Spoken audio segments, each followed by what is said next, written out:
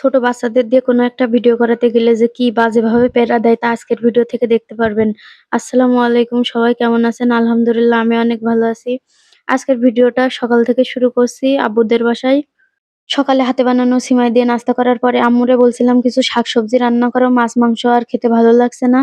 আর এটা হলো মিষ্টি কুমড়ার শাক, আর সাথে আছে কিছুটা সজনে শাক। আমাদের গ্রামের ওইদিকেই তো সজনে শাক বলে, আপনাদের ওইদিকে কি বলে অবশ্যই বলবেন।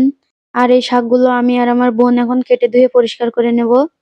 বাবার বাড়িতে আসলে সত্যি কথা বলতে তেমন কোনো প্যারা থাকে না। খাওয়া-দাওয়া বা কোনো কাজের প্যারা থাকে না। এমনকি আমার ছেলে নিয়েও কোনো ঝামেলা মনে হয় না। কারণ ছেলে তো সবসময় আমার বাবার কাছে, কিংবা আমার ভাগ্নি ২ টা আছে, আমার বোনের ২ টা মেয়ে আছে, তাদের কাছেই থাকে। এখানে আমার আব্বু আবার সিঙ্গাড়া আর জিলাপি আনছিল। জিলাপিগুলো গরম, গরম ছিল। কিন্তু আমি তেমন একটা খেতে পারি না। কারণ মিষ্টি জিনিস আমার ভালো লাগে না বেশি একটা। তারপরেও যেটুকু খেতে মন চাচ্ছিল ওইটুকুই খাইছিলাম, বেশি খাই নাই। আর আমি কিন্তু আর ২-১ দিন আছি, তারপর মনে হয় আর থাকা হবে না। তারপরেও এই ভিডিওগুলো দেখবো আর বাবার বাড়ি অনেক মিস করব। আমার একটা সমস্যা কি জানেন? বাবার বাড়িতে আসলে আর যেতে মন চায় না। এগুলো কি আপনাদেরও হয় নাকি শুধু আমার সাথেই হয় বলে যাবেন অবশ্যই। এবার আসি মূল কথায়। এই দেখেন, এখানে ভাইরাল একটা গানের শুটিং চলছিল। বলেন তো কি গানের শুটিং? মাঝে একটা গান ভাইরাল হয়েছিল না? "কাটবো কেক আমি তমিনা দর্শকে খাবে মজা করিয়া।" সেই গানেরই শুটিং চলছিল। আমার বোন পেজে পোস্ট করবে, যার কারণে এই ভিডিওটা বানাচ্ছিল। আর আমার ছেলের নজর তো ছিল ওই ছুরির দিকে। যেই ও ছুরি ওর দিকে দিচ্ছে, ও ধরার মাঝে আছে। একটারে ঠিক করছে, আরেকটা অন্যভাবে চলে যাচ্ছে, আরেকটা ঠিক করছে, আরেকটা কি একটা অবস্থা! কোনোভাবেই ৩ টারে ঠিক করা যাচ্ছে না। মাঝেরটারে তো এত বলছি পা দুলায়ে না, পা দুলায়ে না, কিন্তু ও তো শুনবেই না। ওর পা দুলানো একটা অভ্যাস। দেখতে পাচ্ছেন? দুলাতেই আছে, দুলাতেই আছে।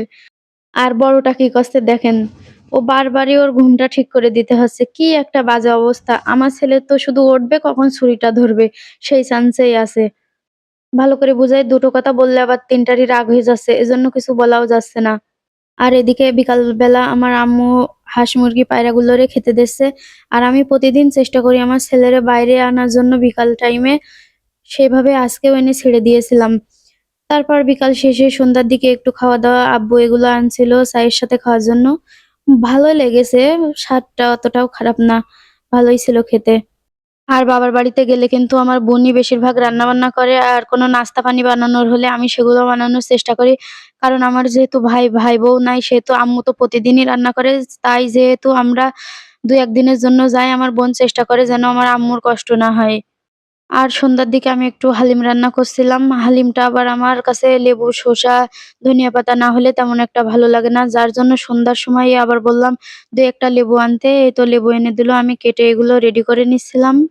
সন্ধ্যার দিকে প্রতিদিনই কিছু না কিছু তৈরি করা হয়। কারণ আমার বোনের মেয়ে ২ টা আছে না, খালাম্মুর কাছে শুধু বায়না ধরে।